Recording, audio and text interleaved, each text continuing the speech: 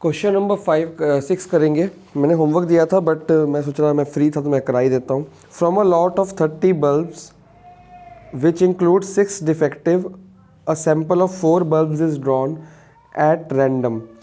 हमें उससे मतलब ही नहीं है कि हमने 4 बल्ब्स ड्रॉ करने हैं, हमें प्रोबेबिलिटी देखो किसकी मांगी है। ये बहुत अच्छा क्वेश्चन है कि सैंपल ऑफ 4 बल्ब ड्रॉ किया गया है।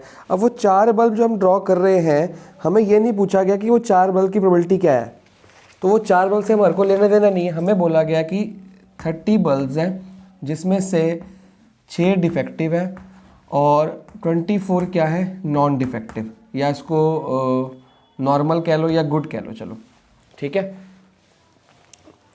कि 6 डिफेक्टिव है और 24 वर्किंग कंडीशन में है, ठीक है, गुड या वर्किंग लिख दो। 6 डिफेक्टिव है, 24 वर्किंग है। अब आपको ये नहीं पूछा गया कि वो 4 जो बल्ब निकाले उसकी प्रोबेबिलिटी बताओ ना, आपको बोला है find the probability distribution of number of. यहाँ बच्चे बहुत कंफ्यूज होते हैं कि सर वो 4 बल्ब का क्या करें, कुछ मत करो भाई, आपको प्रोबेबिलिटी डिस्ट्रीब्यूशन बनानी किसकी, नंबर ऑफ डिफेक्टिव, वही number of fill in the blanks, number of, जब उसका वो जो 4 बल्ब की ज़रूरत होगी मैं बताऊंगा कहाँ पे ज़रूरत होती है आपको, number of defective bulbs, fill in the blanks हो गया, नंबर डिफेक्टिव बल्ब्स। अब हम वो 4 बल्ब निकाल रहे हैं, ठीक है, ये सैंपल है कि 4 बल्ब निकाल रहे हो, वहाँ पे उसकी ज़रूरत है, लेकिन हमें ये नहीं पता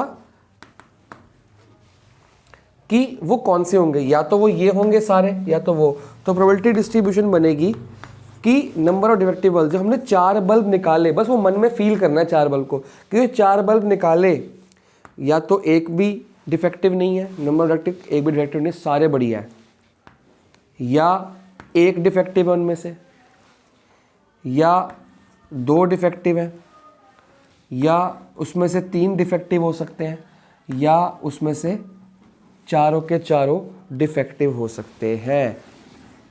बस 4 का मतलब यहाँ पे आएगा आपका। और ये मत सोच लेना कि सर 4 बल्ब निकाल के 4 नहीं, आप फील करोगे, आप सोचोगे कि जी जब 4 डिफेक्टिव बल्ब है, सॉरी 4 बल्ब निकालने हैं, कि क्या प्रोबेबिलिटी डिस्ट्रीब्यूशन है कि वो डिफेक्टिव होंगे, नंबर ऑफ डिफेक्टिव, या तो एक भी डिफेक्टिव नहीं निकला चारों में से, मतलब कि चारों के चारों क्या निकल आए, गुड, ठीक है, और अगर एक डिफेक्टिव निकल आया वगैरह वगैरह। तो पहले हम करेंगे प्रोबेबिलिटी कि एक भी defective, 0 defective, number of defective 0 defective, ठीक है, कि एक भी गुड डिफेक्टिव नहीं है, तो आप खुद एक भी बल्ब डिफेक्टिव नहीं, मतलब कि सारे वर्किंग कंडीशन में हो गए, पहला भी वर्किंग, दूसरा भी वर्किंग, तीसरा भी वर्किंग और चौथा भी वर्किंग, ये बन गई आपकी इवेंट बन गया। अब सारे के सारे वर्किंग है, सबकी प्रोबेबिलिटी निकाल लो। तो पहले वर्किंग की प्रोबेबिलिटी देखते हैं कि है कितनी। इसकी प्रोबेबिलिटी है 6/30, इसकी प्रोबेबिलिटी है 24/30, तो यहाँ पे कितना आ गया 24/30 इंटू 24, और लेट मेक इट ईजी क्योंकि इनके डिनोमिनेटर सेम हो जाएंगे, तो ये बन जाएगा आपका 1/5 और ये 6 से ही जाएगा 4/5, थोड़ा इजी हो गया। तो हम वर्किंग की प्रोबेबिलिटी निकालनी कितनी है जी, 4, पहले वर्किंग की 4/5, दूसरे की 4/5। हमको क्वेश्चन में नहीं लिखा विद या विदाउट रिप्लेसमेंट, तो हम विद रिप्लेसमेंट ही मान रहे हैं, और अगर विदाउट होता तो ये 4, ये 3, ये 2, ये 1, ये 5, ये 4, ये 3, ये 2, ठीक है। लेट्स कैलकुलेट 4 का 4 की पावर 4, 4 16, 16, 64, 64, 4 ज़ा 64, 4 ज़ा 2 1, नहीं गलत हो गया, 256 और 5 625,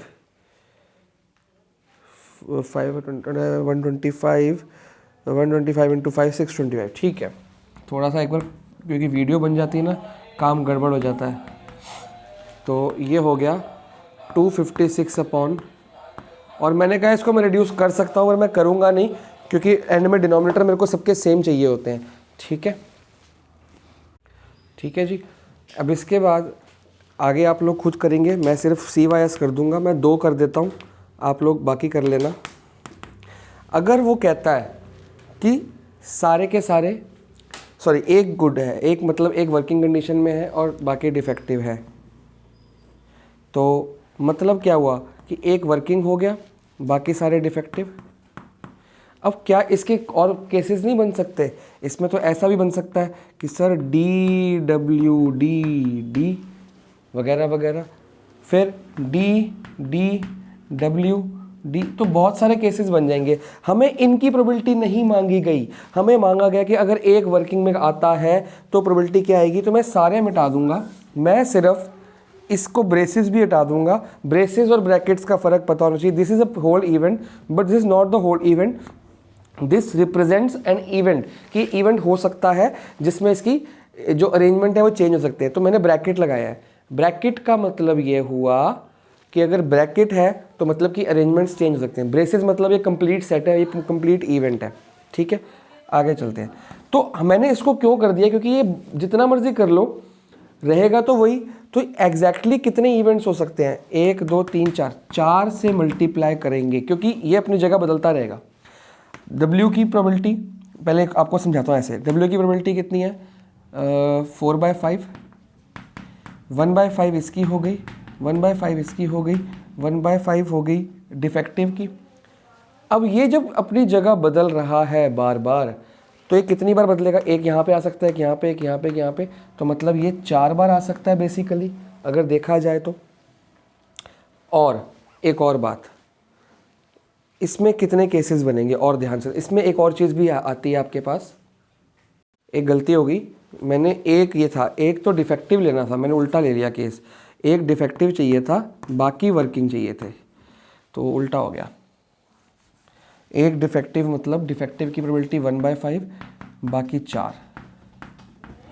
ठीक है, अब ये बाकी जब 4 हो गए हैं तो ये अपनी डिफेक्टिव जगह बदलता रहेगा, कभी यहाँ आएगा, कभी यहाँ आएगा, कभी यहाँ, कभी यहाँ, 4 जगह आ सकता है ये। तो इंटू 4 कर दिया हमने, क्योंकि आप प्लस करोगे ना। पहले क्या करते थे, ये लिख दिया, फिर अगर डी यहाँ पे है सेकंड प्लेस पे तो 1/5 सेकंड प्लेस पे चला गया प्लस करके, फिर प्लस करके लिखोगे डी थर्ड प्लेस पे चला गया, तो बार बार प्लस करके अच्छा 4 बार तो लिखोगे, इंटू 4 कर दिया, 4 4 4 4।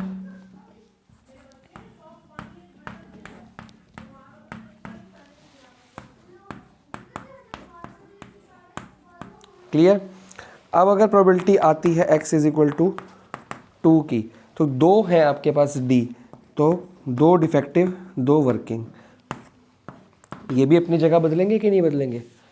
बदलेंगे कि नहीं बदलेंगे बताओ? सोचो सोचो 2 मिनट।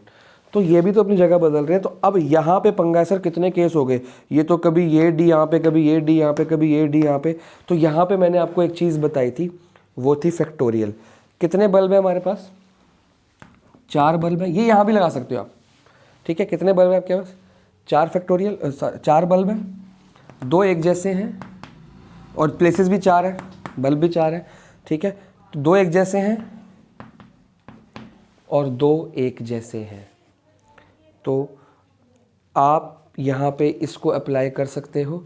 और मेरे को एक बार डाउट हो रहा है कि ये सही चलेगा कि नहीं, लेट मी चेक। 4 फैक्टोरियल में आएगा 4 × 3 और ये 2 से 2 फैक्टोरियल कट जाएगा, बच जाएगा 2, तो ये कट गया 2, तो we are left with 2 3 = 6। Upon में क्या आएगा? अपॉन में आपका आएगा टोटल कितने केसेस बनेंगे वो भी तो मल्टीप्लाई करना पड़ेगा इससे, क्योंकि ये तो सिर्फ एक का हुआ, 1 2, ये एक का हुआ, ये अपनी जगह भी तो बदलेगा। तो जब 4 केसेस हैं तो 4 4 4 = 16 होता है, ये होगा। ये 2 जगह, ये अपनी जगह बदलते रहेंगे बदलते रहेंगे। मैं आपको दोबारा से समझाता हूँ कि ये हुआ कैसे। ध्यान से देखो, मैंने तो ओरली कर लिया, शायद आपको समझ ना आया हो। देखो, हमने फैक्टोरियल से क्या निकालना है कि ये कितने केस है, प्रोबेबिलिटी नहीं निकलेगी, एग्जैक्टली कितने केस हैं। ठीक है, पहले आप प्रोबेबिलिटी चेक करते हैं, फिर केसेस को चेक करेंगे। प्रोबेबिलिटी देखो, इसकी प्रोबेबिलिटी कितनी है? डी की 1/5, इस डी की कितनी है? 1/5, इस डब्ल्यू की कितनी है? 4/5, और इस डब्ल्यू की कितनी है? 4/5। कर करा के ये आ गया 16/625। क्या ये आंसर सही है? नहीं, क्योंकि ये तो हमने यहाँ भी किया था, लेकिन हमने यहाँ किससे मल्टीप्लाई किया था? 4 से। क्यों? क्योंकि ये अपनी जगह 4 बार बदल रहा था। ये 4 कैसे आया? हमने इमीडिएटली सोच लिया कि सर ये 4 बार जगह बदलेगा, कभी ये ऐसे आएगा, कभी ये आ जाएगा डब्ल्यू डी डब्ल्यू डब्ल्यू, कभी आ जाएगा डब्ल्यू डब्ल्यू डी डब्ल्यू, कभी आ जाएगा डब्ल्यू डब्ल्यू डब्ल्यू डी। तो ये 4 केसेस हो गए, इसके अलावा कुछ नहीं है। तो अगर मेरे को इसके केस निकालने हो, सर ये तो प्रोबेबिलिटी आई ना, इसको मैं किससे मल्टीप्लाई करूं? जैसे इसको 4 से किया था, इसको किससे करूं? हमें या तो बना के देखो, अब बनाने का वही पंगा, D D W W D W W D वगैरह वगैरह। अब कितने केस बनाओगे? 625 तक हो सकते हैं, कितने केस बनाओगे? अब इस 4 को देखो, ये 4 तो ओरली निकालिए कि 4 केस है, अगर ये ज़्यादा हो तो 4 कैसे आया था? हमने क्या रखा, कितनी जगह है? 4 फैक्टोरियल, एक जैसा है उसको छोड़ दो, और 3 एक जैसे हैं, 3 फैक्टोरियल। आंसर कितना आएगा? 4। तो ये 4 आ गया। अब इसके लिए चेक करो, 16 को किससे मल्टीप्लाई करूं? 4 जगह है, 4 फैक्टोरियल, उसमें से 2 एक जैसे हैं, 2 एक जैसे हैं, 2 फैक्टोरियल और 2 फैक्टोरियल। और इसका आंसर हमने अभी निकाला था 4 फैक्टोरियल अपॉन 2 फैक्टोरियल इंटू 3, क्योंकि एक 2 फैक्टोरियल से वो कट जाएगा और यहाँ से ये 2 कट गया और हमारे पास आंसर आ गया 6। तो मतलब कि 16 अपॉन 625 को मल्टीप्लाई करना है 6 से। अब आपको समझ आया? ये 4 भी फैक्टोरियल से निकालता कि 4 फैक्टोरियल से कई प्रोबेबिलिटी नहीं निकलती, अरेंजमेंट निकलते कि इसके कितने अरेंजमेंट्स हो सकते हैं, जो 11th में पढ़ा था परमुटेशंस में, कि इससे कितने केसेस बन सकते हैं। 4 बन सकते हैं, कैसे? 4 फैक्टोरियल अपॉन 3 फैक्टोरियल। इसमें कितने बन सकते हैं? 4 factorial upon 2 factorial upon 2 factorial, जो एक जैसे होते हैं, सॉरी ये वाला। तो ये बन गया नंबर ऑफ केसेस, और ये प्रोबेबिलिटी ऑफ एक केस की probability into number of cases, 16 into 6 that gives me 96। सो यहाँ भी हमारा आंसर आ गया। ठीक है, बाकी के 2 केस भी मैं ही करा देता हूँ, क्योंकि मेरे को लगता नहीं आप लोग कर पाओगे। ये मिटा दिया मैंने, लेकिन आप पॉज करके प्लीज़ नोट कर लेना। अगर 3 डिफेक्टिव हैं, एक गुड है। अब ये भी ब्रेसेस नहीं लगाए, क्योंकि ये जगह बदलते रहेंगे तो बहुत सारे केसेस बनेंगे।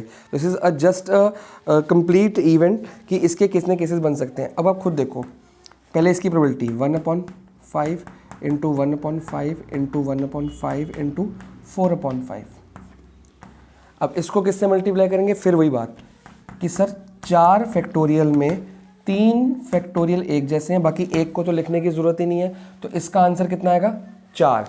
तो 4 4 तो इसका आंसर आ जाएगा 4 4 16, क्योंकि यहाँ से सिर्फ 4 बचेगा, 3 फैक्टोरियल से 3 फैक्टोरियल कट जाएगा, 4 4 16 अपॉन, तो ये हमारा आंसर हुआ।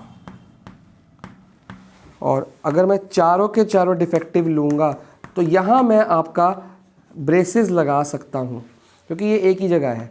ठीक है, तो 1/5 into 1/5 into 1/5 into 1/5 that gives me 1/625। और इसके कोई केसेस नहीं होंगे, डी कोई जगह बदले कोई फर्क पड़ेगा। बेसिकली इसको अगर मैं देखूं तो ये क्या आ गया? 4 फैक्टोरियल और चारों एक जैसे हैं, अपॉन 4 फैक्टोरियल जो कि बन गया 1। तो कुछ करने की ज़रूरत नहीं है, तो 1/625। अब एक बार चेक कर लेते पीछे आंसर बिल्कुल ठीक है। एग्ज़ाम में कैसे चेक करोगे आंसर ठीक है कि नहीं? ए प्लस ये प्लस ये प्लस ये प्लस ये, अगर 1 आता है, 625/625 आता है, आंसर ठीक है, कुछ करने की ज़रूरत नहीं है। बस थोड़ा सा ध्यान ये रखना है कि कहाँ पे फैक्टोरियल्स यूज़ करने हैं। जहाँ पे आपको प्रोबेबिलिटी पता लग गई, इसकी प्रोबेबिलिटी, इसकी प्रोबेबिलिटी, इसके अरेंजमेंट्स कितने बन सकते हैं, तो ये आपको बताता है नंबर ऑफ अरेंजमेंट्स। जहाँ पे अरेंजमेंट्स पक्का है कि सर ये तो यहाँ पे फिक्स है, या फैक्टोरियल यूज़ करने की ज़रूरत नहीं, परमुटेशन यूज़ करने की ज़रूरत नहीं। जहाँ अरेंजमेंट डिफरेंट हो सकते हैं वहाँ परमुटेशन यूज़ करो, और जहाँ पे सिलेक्शन ऑफ 2 आइटम्स या 3 आइटम्स करना है वहाँ पे हम कॉम्बिनेशन भी यूज़ कर सकते हैं। Let's move on to question number 7। Let's move on to next question. A coin is biased so that head is 3 times as likely to occur as tail, कि head is 3 times as likely to occur as tail. जितनी बार tell आएगा, heads 3 बार ज़्यादा 3 times ज़्यादा आ सकता है, ये probability है। तो ये लाइन बहुत इंपॉर्टेंट है। ये लाइन सब बच्चों को कंफ्यूज करके छोड़ती है कि सर ये बेसिकली मांगा क्या है। और मैं भी इसको अपनी बुक में अंडरलाइन कर लूँ क्योंकि मेरी भी नई बुक है, लास्ट बुक में अंडरलाइन थी, ये मैंने दे दी किसी बच्चे को। तो बेसिकली ये क्या कह रहा है कि जो हेड की प्रोबेबिलिटी है वो 3 टाइम्स ज़्यादा है टेल से। ठीक है, कि अगर आप एक कॉइन को टॉस करते हो, लेट्स से एक कॉइन को टॉस करा, तो या तो आपका हेड आएगा या टेल आएगा, या तो हेड आएगा या टेल आएगा। क्या जो टेल की आने की प्रोबेबिलिटी है हेड की, हेड इज़ 3 टाइम्स मोर, तो हेड जो है वो 3 टाइम्स ज़्यादा है किससे, टेल से। मतलब 3 बार हेड आ सकता है टेल के मुकाबले। कॉइन टॉस करा तो हेड आने के चांसेस ज़्यादा हैं, तो प्रोबेबिलिटी कितनी होगी, 3/4 और ये होगी 1/4। बात समझ आई कि अगर कॉइन को टॉस किया हेड 3 टाइम्स 4 में से आ जाएगा, मतलब अगर एक बार टेल आएगा तो 3 बार हेड आ जाएगा, तो 3/4 1/4 ये प्रोबेबिलिटी बताने की बात है। अब if the coin is tossed twice, तो हमें पता है कि जब कॉइन टॉस ट्वाइस होता है तो NS कितना होता है, हेड टेल 4, और ये आपको पता है HH होता है, HT होता है, TH होता है। जिसमें बना सकते हो उसमें बना लिया करो,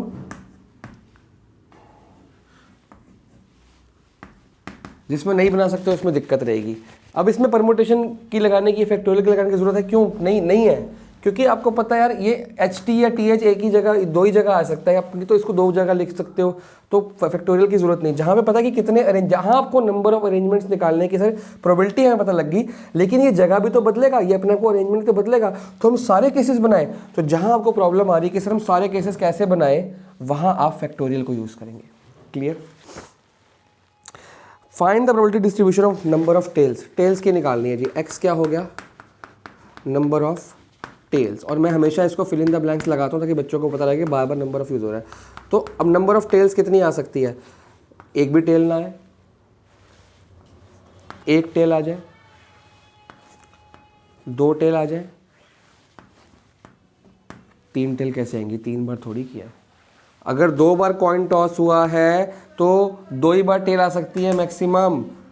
भाई एक भी टेल ना आए, एक बार टेल आ जाए और 2 बार टेल आ जाए। What is the probability of x, ऐसा हमने हेड वाला क्वेश्चन किया हुआ है। It is very easy question, फटाफट से करेंगे। अगर x1 है तो प्रोबेबिलिटी ऑफ x1 निकाल, ऐसे ही लिखना एग्जाम में भी, निकाल 0 कि एक भी टेल ना आए। 0 क्या है, नंबर ऑफ टेल्स, 0 टेल मतलब जहाँ आप सैम्पल स्पेस इवेंट बना सको वहाँ ब्रेसेस लगा दिया करो, जहाँ इवेंट कंप्लीट ना हो ब्रैकेट लगा दिया करो कि सर ये इवेंट अच्छा एक शॉर्टकट देखो, अगर आपका इवेंट कंप्लीट हो गया, ब्रेसेस लग गए, तो फैक्टोरियल की ज़रूरत ही नहीं है। आपका इवेंट कंप्लीट है, परमुटेशन की ज़रूरत नहीं है। लेकिन इवेंट कंप्लीट नहीं है, जैसे अगर मैं यहाँ पे अगले केस में दिखाता हूँ, ये तो इवेंट कंप्लीट है, 0 टेल मतलब 2 हेड, एक बार भी टेल नहीं आ गया, तो प्रोबेबिलिटी क्या आ गई, h की प्रोबेबिलिटी दिखाएंगे आपकी आ जाएगी 1 आउट ऑफ h की प्रोबेबिलिटी 3/4 है। अगर ये ना दी होती फिर क्या लेते हैं, 1/2, 3/4 इंटू 9/16। साथ साथ आंसर भी चेक करेंगे, बिल्कुल ठीक चल रहा है हमारा काम।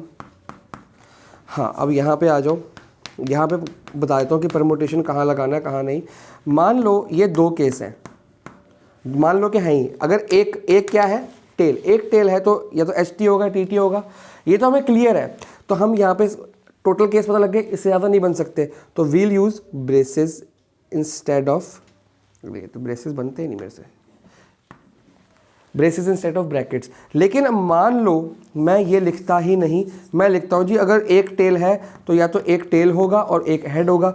अब मैंने इसको ब्रैकेट लगा दिया, क्यों, क्योंकि ये टेल अपनी जगह भी तो बदल सकता है, तो जब जगह बदल सकता है तो फैक्टोरियल लगेगा। मतलब जब आपके पास पूरा अरेंजमेंट नहीं है आप ब्रैकेट लगाओगे, और अगर आप ब्रैकेट लगाओगे तो आप फैक्टोरियल भी यूज़ करोगे, शॉर्टकट। अगर पूरा कंप्लीट अरेंजमेंट नहीं है तो यू विल यूज़ ब्रैकेट, और अगर ब्रैकेट लगाओगे तो फैक्टोरियल। तो अगर मैं इसको दोनों तरीके से करके दिखाता हूँ आपको क्लियर हो जाएगा। HT, ये पूरा अरेंजमेंट क्लियर है मेरे को, मैंने ब्रेसेस यूज़ किए, इसको देखते हैं। HT का कितना हुआ, 3/4 इंटू 1/4 प्लस 1/4 इंटू 3/4, ठीक है। एक ऑप्शन ये है, सेकेंड ऑप्शन इंटू 2, भाई दोनों सेम ही तो चल रहे हैं।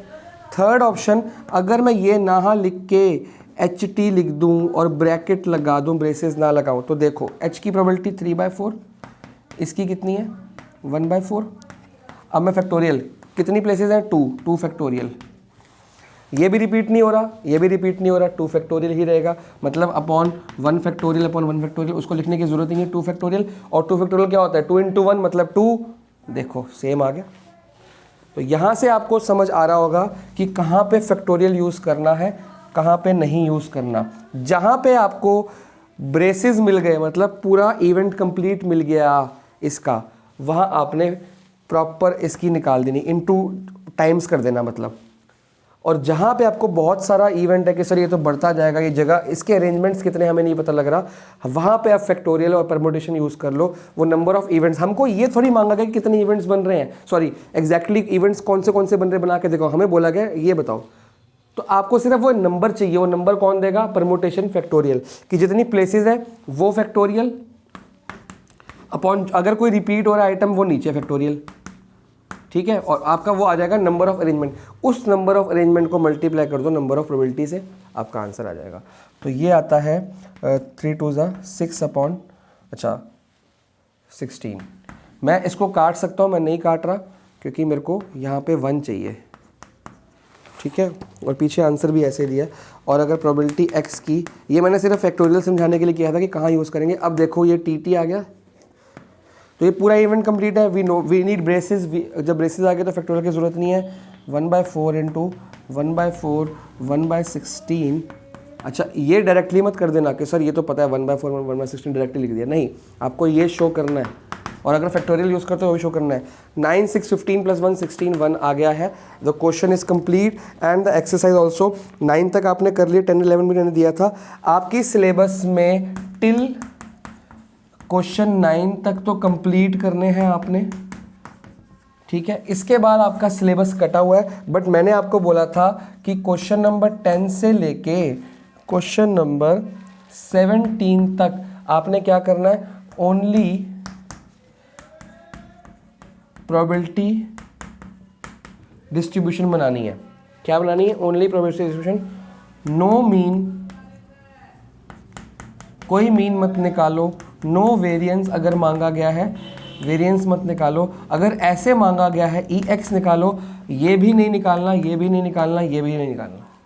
EX मतलब वो एक्सपेक्टेड होता है, मतलब मीन वेरिएंस की बात हो रही है। ये वाले टॉपिक आपको नहीं निकालने, आपको सिर्फ यहाँ तक निकाल के छोड़ देना है। हम ये सोच रहे थे कि हो सकता है स्कूल में और किसी और कोचिंग में ना कराया हो, लेकिन मैं ये सोच रहा था कि उन्होंने बोला है कि ये वाला टॉपिक काटा है, ये वाला टॉपिक इसके बाद आता है, मतलब पहले आपको ये निकालना होता है, इसके बाद इसी डिस्ट्रीब्यूशन से आप मीन निकाल लेते हो। मीन क्या होता है, एवरेज, यार इन सब की एवरेज निकालनी होती है बेसिकली। तो आपको मीन वेरिएंस कट गया, बट ये तो आ रहा है। तो हो सकता है कि इन क्वेश्चनों में से आपको खाली प्रोबेबिलिटी डिस्ट्रीब्यूशन क्वेश्चन पूछ लिया जाए, तो आप ये कंप्लीट करेंगे, ठीक है। इसके बाद हमारा सिलेबस प्रोबेबिलिटी वाला कंप्लीट है, लेकिन अभी मिसलिनियस के कुछ क्वेश्चंस करने हैं। 13.5 पूरी की पूरी कट चुकी है, इसके बाद 13.5 आएगी।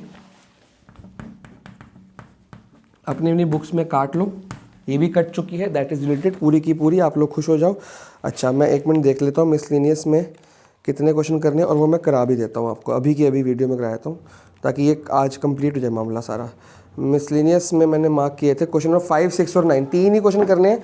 तो let's continue and let's finish up, ठीक है। 5 6 9 क्वेश्चन करने हैं बस। मेरे को लगा था 3 क्वेश्चन होंगे, लेकिन क्वेश्चन ज़्यादा हैं जो हमने करने हैं। Let's start that. Question number 1 अच्छा है, मैं अनसॉल्व करा दूंगा, सॉल्व करा दूंगा, अनसॉल्व करा दूंगा। और सॉल्व में आपको जो लग रहा है कि सर हमारे सिलेबस में हमको आते हैं ये, वो आप लोग खुद देख लेना, वरना मैं ही बता दूंगा। चलते हैं। A and B are 2 events such that probability of A is not equal to 0। आपको ये गिवन है कि प्रोबेबिलिटी ऑफ A जो है वो 0 के इक्वल नहीं हो सकती। तो फाइंड B अपॉन A, आपको प्रोबेबिलिटी फाइंड करनी है B अपॉन A की। फर्स्ट पार्ट में कह रहा है if A is a subset of B, A जो है वो सबसेट है B का, ठीक है। तो हमें निकालनी क्या है, probability of B when A is given तो फॉर्मूला क्या बनेगा, probability of B intersection A upon probability of A, ये बनेगा फॉर्मूला। अब ध्यान से देखो, ए अगर सबसेट है बी का, मतलब ए जो है बी के अंदर एक सबसेट है, तो ए और बी में क्या कॉमन आएगा, ऑब्वियसली ए कॉमन आएगा। भी एक पार्ट है बी का, ए और बी में क्या कॉमन है, छोटा वाला ही कॉमन होता है, तो ए कॉमन आ जाएगा इंटरसेक्शन में। तो your answer is 1, this is your first part. अब सेकंड पार्ट में कह रहा है ए इंटरसेक्शन बी इज़ 5, बच्चों वाले क्वेश्चन है जी। चाहता तो मैं आपको घर पे देता, लेकिन अब कोई बात नहीं।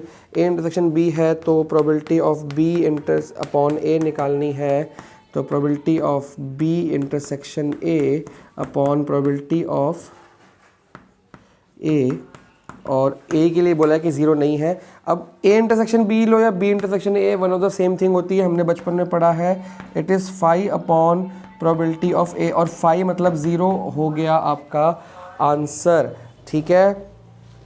सॉरी 5 नहीं होगा, यहीं पे 0 हो जाएगा, क्योंकि अगर किसी की प्रोबेबिलिटी 5 है, probability of 5 is equal to 0, ठीक है। आगे बढ़ते हैं क्वेश्चन नंबर 2 की तरफ, ठीक है। Let's start. इतने क्वेश्चन मैं करा पाऊँगा कर देते हैं। टोटल हैं कितने इसमें, ज़्यादा नहीं है, 19 ही हैं, तो 10-10 करके भी हो जाए, 5-5 करके हो जाए, जैसे मर्जी हो जाए, ठीक है। घबराना मत, सिलेबस 15 दिन लेट खत्म हो जाए, कोई टेंशन नहीं है, पर अच्छे से करेंगे। Find the probability that a couple के, क्या गया क्वेश्चन, हाँ, कपल हैज़ 2 चिल्ड्रन, एक कपल के 2 बच्चे हैं। Find the probability that both children are males, कह रहा है कि दोनों के दोनों मेल हैं, इसकी प्रोबेबिलिटी निकालो। If it is known that at least one of the children is male, तो नोन वाला केस आ गया, तो गिवन वाली बात है, ये आपका मल्टीप्लिकेशन थ्योरम लगेगा, और वो लगेगी कौन सी प्रोबेबिलिटी, गिवन वाली कौन सी थी, नाम भूल गया मैं, चलो जो भी थी, ठीक है। Find the probability that both children are male if it is known that, ठीक है। तो लेट करते हैं पहले एम को, ई एफ ले सकते हो आप, नो वरीज, ई एफ भी ले सकते हो और एम भी ले सकते हो। एम इज इक्वल टू कि बोथ चिल्ड्रन, आपको बताना है कि अच्छा, find the probability that both children are male if it is known that at least one of the children is male, कि दोनों चिल्ड्रन मेल हो सकते हैं। तो अब पहली बात है कि या तो m1 ले लो, m1 is equal to first child male, और m2 हो गया सेकंड चाइल्ड मेल। इसी तरह से फीमेल हो गया, f1 ले लो फर्स्ट चाइल्ड फीमेल, और f2 हो गया सेकंड चाइल्ड फीमेल। भाई ये 4 केसेस आ सकते हैं ना आपके, 2 बच्चे आ रहे हैं, या तो पहला मेल दूसरा फीमेल, पहला फीमेल दूसरा मेल, दोनों मेल दोनों फीमेल, 4 केसेस बनेंगे आपके बेसिकली। तो NS के अंदर हमको चीज़ मिल गई है 4। फिलहाल NS की ज़रूरत हमको शायद नहीं पड़ेगी, या देख सकते हैं, क्या पता पड़ जाए, लिख लिया करो अगर पता लग गया। अब बेसिकली क्वेश्चन क्या कह रहा है, फर्स्ट पार्ट करेंगे, ये तो सबके लिए कॉमन रहेगा ना। Now moving on to first part, find the probability, जिसकी निकालनी है वो ऊपर होता है। Find the probability that both the children are male, probability निकालनी है कि both the children are male. Male मतलब कि पहला भी मेल और दूसरा भी मेल, सिंपल सी, एज सिंपल एज दैट, ठीक है, कि दोनों के दोनों मेल हो गए, ये निकालनी है। और एक चीज गिवन भी है, क्या गिवन है, गिवन क्या है आपके पास, if it is known that at least one of the children is male, कि at least one of the children is male. अब जब ये आपने केसेस बना लिए हैं, तो पहले ये लिखने से पहले आपको ये लिखना पड़ेगा कि लेट, या ये भी तो लेट ही रहेगा, लेट, एक इवेंट ले लेते हैं E1 या E ले लो, हम E और F लेके चल रहे थे, अब A भी ले सकते हो अपने आप को ईजी करने के लिए। A इज इक्वल टू क्या रिप्रेजेंट करेगा, बोथ मेल्स, ये बात समझ आ गई। बोथ के बोथ क्या हैं, मेल्स हैं। तो अगर ए ये है तो व्हाट इज़ प्रोबेबिलिटी ऑफ ए, ऐसे निकलेगी ये बात, क्योंकि हम उस हिसाब से कर रहे हैं। तो पहला भी मेल और दूसरा भी मेल। टोटल कितने केस बनेंगे आपके सैंपल स्पेस में, 4, और ये कितना आया 1/4। आप चेक कर सकते हो M1 M2 M1 F2, ये पहला लड़का दूसरी लड़की, पहली लड़की दूसरा लड़का और दोनों के दोनों लड़की, और नहीं बनेंगे। ठीक है, 2 बच्चे हैं ना, 2 × 2 4 हो गए। ठीक है, तो ये बन गया आपका 1/4। ठीक है, अब आप ध्यान से देखेंगे बोथ मेल्स। ठीक है, और बी क्या करेंगे हम, क्या लिखा है, if it is known that at least one of them is male, ये गिवन है एटलीस्ट 1 मेल। तो इसकी प्रोबेबिलिटी कितनी हो गई, 1 मेल मतलब या तो पहला बच्चा मेल है या दूसरा बच्चा मेल है, और यहाँ ब्रेसेस लग सकते हैं। ठीक है, 2 ही बातें बनेंगी ना, ये तो पहला एटलीस्ट 1, अच्छा एटलीस्ट का मतलब ये भी था मोर देन 1 मेल, कि दोनों मेल भी तो सकते हैं, सॉरी गलती हो गई, M1 M2 भी आ गया। एटलीस्ट 1 मेल की, या तो एक या एक से ज़्यादा मेल भी हो सकते हैं। तो बेसिकली प्रोबेबिलिटी चेक करते हैं, इसकी क्या आ जाएगी, 3/4, 1 2 3 आउट ऑफ 4। ठीक है, अब आगे हमको निकालनी है find the probability of A when B has already occurred, A when B has already occurred, मतलब फॉर्मूला बनाए,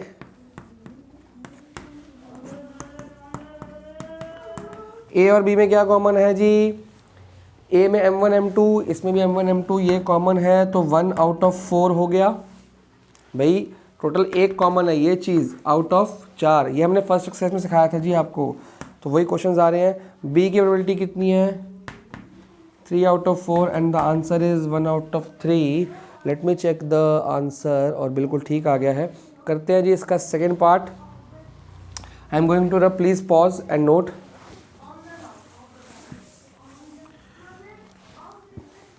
अब रिज्यूम कर लो। Find the probability that both children are female, तो ए हो गया बोथ फीमेल, ये आप लोग खुद करोगे जी, और बी हो गया गिवन वाला, if it is known that Elder child is female, if it is note female, both female का मैं बनाया था F1 F2 हो गया, एक ही केस बनेगा। अगर वो कहता है गिवन क्या है, if it is known that Elder child is female, कि जो बड़ा वाला चाइल्ड है वो फीमेल, एल्डर फीमेल,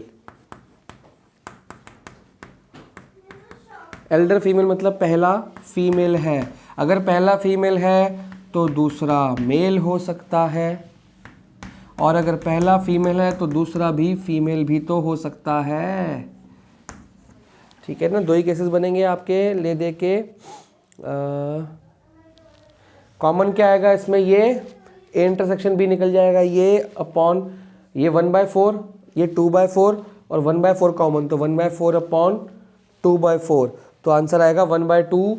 मैंने ओरली निकाला है, आपको अपने मेथड से जो मैंने सिखाया है उस हिसाब से निकालना है जी। इसके बाद मैं आपको होमवर्क देता हूं कि कौन से क्वेश्चन आप होमवर्क में कर पाएंगे। थोड़ी सी कंफ्यूजन हो गई थी, मेरे को लगा था 5 6 9 करने हैं, लेकिन यहाँ तो पता लग रहा है कि 5 6 9 आपके कटे हुए हैं। तो आपको करना क्या है, मैं आपको होमवर्क दे रहा हूँ। एक तो आपका प्रीवियस होमवर्क हो गया, कौन सा 13.4 का जो मैंने दिया वो तो वैसे का वैसे ही, प्लस इसमें आपके पास आ गया मिसलेनियस का। मैं एग्जांपल्स अभी नहीं दे रहा क्योंकि मैंने सिलेक्ट नहीं करे अभी। 1 और 2 मैंने करा दिए। क्वेश्चन नंबर 3 करना है आपको, और ये मार्क भी कर लेना। 1 2 मैंने कराए हैं, और क्वेश्चन नंबर 3 आपके सिलेबस में है। फिर क्वेश्चन नंबर है आपका 12, फिर क्वेश्चन नंबर है 13, ये आपके सिलेबस में बार बार फिर फ़ोन करके पूछोगे सर कौन सा करना है कौन सा नहीं करना है, ये करने हैं 1 2 करा दिए, वो करने हैं 3 12 13 अभी मैंने वीडियो पॉज करके ही मार्क किए हैं। मेरे को किसी ने बताया 5 6 9 करने, मैं देख रहा हूँ 5 6 9 तो उसके हैं बाइनोमियल के हैं। ये आपके बेस थ्योरम के क्वेश्चन है, मैं आपको बता रहा हूँ जितने आपसे हो गए आप कर लेना। मतलब इसके बाद 14 से लेके 19 तक सारे ही करने हैं, बीच के जो छूट गए वो आपके सिलेबस में नहीं है, 14 से लेके 19। और ये जो 3 क्वेश्चंस है ना आपके, ये आपके बेस थ्योरम से होने, मैंने आपको हिंट दे दिया, यहाँ तो मैंने हिंट दे दिया, एग्जाम में नहीं दूँ, कौन देगा, तो आपको खुद सोचना है। जब एक प्रोबेबिलिटी का हम सिलेक्ट कर लेते हैं वो नीचे आती है, और वो ये बताना है कि ये हो चुका है, इसमें से निकाली है, बॉक्स में से रेड बॉल की प्रोबेबिलिटी निकाल ली, बॉक्स 2 से निकाली है तो वो ऊपर E1 E2 वगैरह वगैरह। तो बेस थ्योरम को रिवाइज करेंगे, और ये 3 क्वेश्चन तो आपके बेस थ्योरम से होंगे, बाकी आपके कोई इंडिपेंडेंट का, कोई मल्टीप्लिकेशन का, कोई इंटरसेक्शन का, कोई वगैरह वगैरह के हैं क्वेश्चन, तो आप उसको करेंगे कंप्लीट। 13.4 का होमवर्क करिए, इसका होमवर्क करिए। आप ये मत सोचो कि सर ने इतने सारे होमवर्क दे दिए तो इतने ही करने हैं, आप ये मत सोचो कि इतने सारे होमवर्क मैंने दे दिए सारा करना है, आपने सारे ट्राई करने हैं। क्या करने हैं? सारे ट्राई। ऑब्वियसली जो डाउट्स होंगे वो मैं ही कराऊंगा, ठीक है जी, जितने भी डाउट्स होंगे, जितने भी इसमें डाउट्स निकलेंगे वो मैं ही कराऊंगा। आपका होमवर्क है ये और ये, आपको 1 या 2 दिन का टाइम मिल रहा है कि ये भी कंप्लीट कर लो एक्सरसाइज, ये भी कंप्लीट कर लो। जिस भी एक्सरसाइज में जो भी आपका डाउट है मेरे को बताओ, अगली वीडियो जो बनेगी वो सारी डाउट्स की वीडियो बनेगी, ठीक है। तो यहाँ तक आपने कंप्लीट करना है, दैट्स ऑल।